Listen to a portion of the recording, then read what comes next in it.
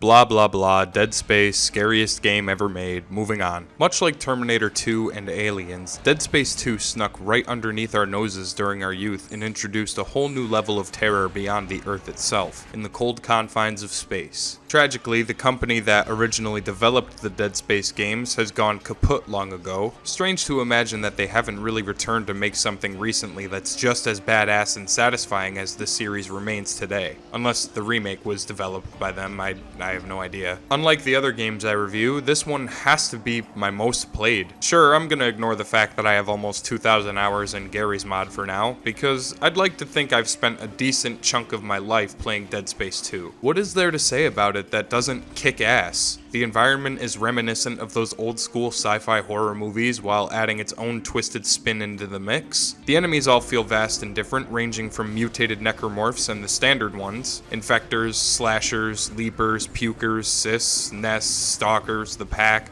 They're all genuinely scary to encounter. I don't think there's a single human being on Earth who could look a necromorph dead in the eye, kill it, then live to tell the tale. Dead Space 2's charm comes into play with multiple different combinations of horror and action elements very reflective of the Resident Evil series. There are puzzles, mazes, secret paths, secret items, secret schematics, and plenty of dark hallways for you to soak yourself in. The storyline of Dead Space 2 is also a huge reason why I'm making this video today. I've talked about Dead Space 2 before on the channel, but there are even more factors that make it stand out as one of the greatest and is even my all-time favorite horror game. No bullshit, I've probably beaten Dead Space 2 more times than Resident Evil 4, and I must be on round 2000 of that one at this point. The gameplay after all these years continues to strike out from modern horror, introducing a depleted yet vibrant atmosphere, brutally disgusting enemies with no motive other than survival, the feeling of isolation as you take down most of the threat alone, and not to mention an arsenal of great fucking tools to help you along the way. Such great iconic guns like the plasma cutter, pulse rifle, javelin gun, line gun, you name the tool and I'm sure there's an entire fan base for it. Every gun feels different and unique, offering more of an edge to the aliens we all know and love as necromorphs. And to top it all off, they give us some of the most iconic suits that Isaac's ever fit his tight ass into. The vintage suit is one of my personal favorites. It looks like an old school astronaut suit. The other one I love is the Elite Advanced suit, which just looks super comfortable and badass. If I had one of those in real life, I'd probably get picked on for never taking it off. What about the bosses? Dead Space 1's legacy certainly leaked into the sequel, as demonstrated with the Ubermorph or the Brutes or the ending boss battle. It's a combination of the epic storytelling, the immensely powerful dialogue, and the convincing characters. You root for almost everyone you come across. You want to see these people make it out alive. I'm also a huge fan of the tripod fight, the first time you encounter stalkers. All that stuff was done so well that it's hard to forget. I remember walking into multiple iconic rooms and sighing deeply knowing I was about to get my shit rocked. Isaac himself is voiced by Gunnar Wright, which is no mystery to any other fan of the series. His performance is something that needs to be awarded.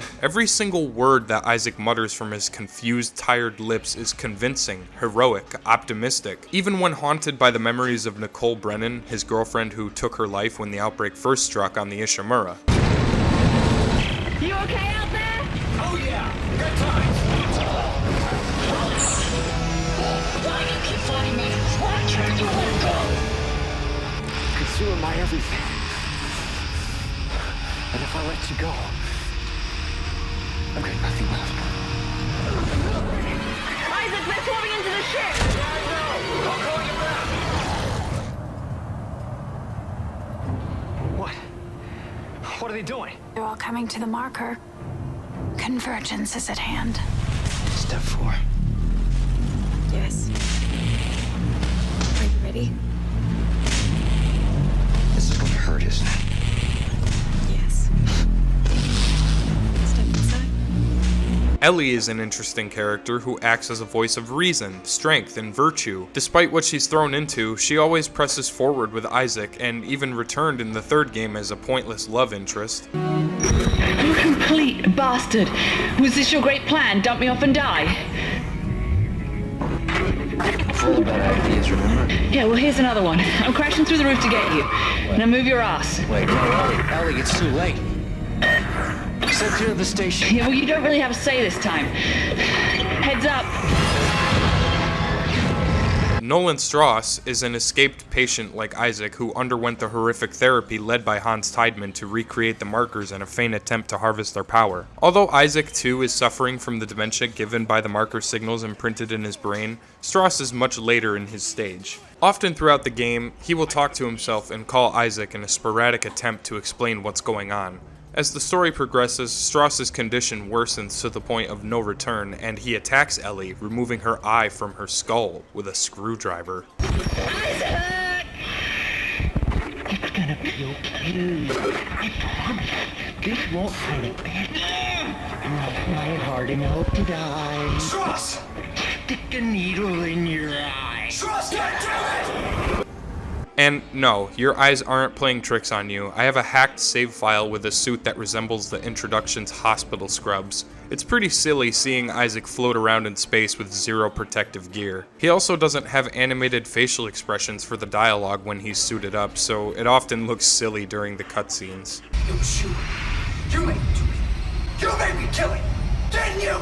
Later on, the maniac comes after Isaac, but fails as our hero jams the tool in Nolan Stross's head and calls it a fucking day. See her. Isaac! Tell her! Stross! Step 3! Step 3!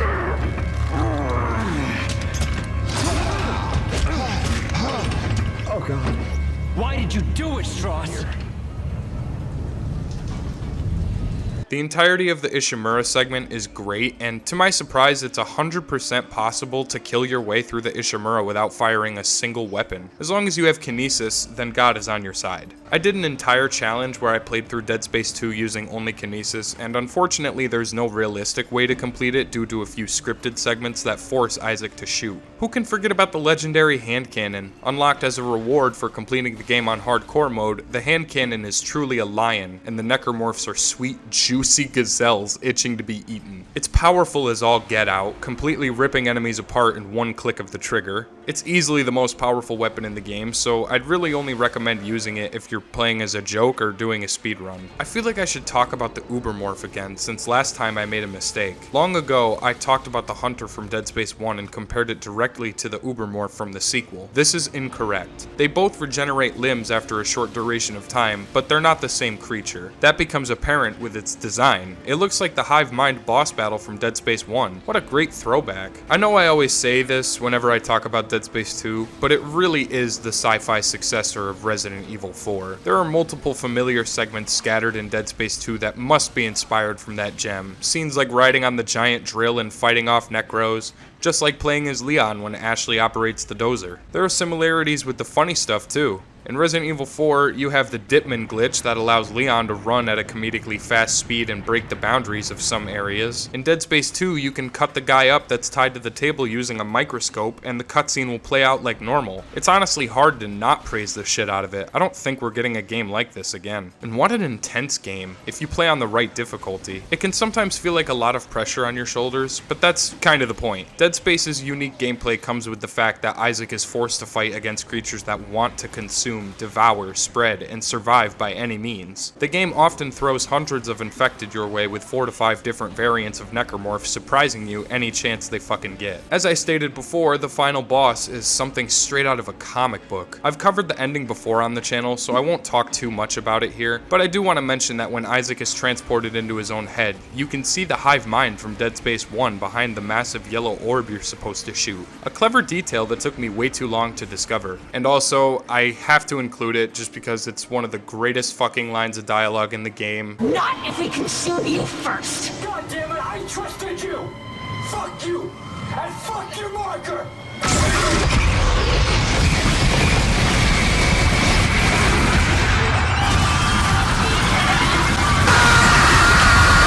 I'm aware that Dead Space 3 basically shits all over the legacy of the first 2 games, but I enjoyed it thoroughly for what it was. I'd like to consider Dead Space 1 as the first major film in a franchise, then its sequel, which knocked many others right out of the water, and of course the Bastard Trilogy. To me, the OG games will always remain a classic horror tale that, while flawed in certain areas, delivers the ultimate groundbreaking experience in terms of scares, storytelling, environment, and character. The enemy roster is plentiful, and each variant of infected does something a little different, adding to the tension overall as you cut them down limb by limb. I'd love if I somehow got my hands on a real-life plasma cutter. I'm a massive fucking nerd for Dead Space, and I only hope the remake will ignite a new spark for the series. After playing it, I definitely have a lot of questions in terms of the story, so maybe we'll see a remake of the second game before too long? A guy can dream. Anyways, I don't need to be the one to tell you this, but Dead Space 2 is flawless. It's got everything you need and more, so don't listen to some asshole like me talk about it when you can enjoy the horror for yourself. In fact, I'll probably play it some more once this video's done. Thanks for watching, everybody, and I'll see you next time.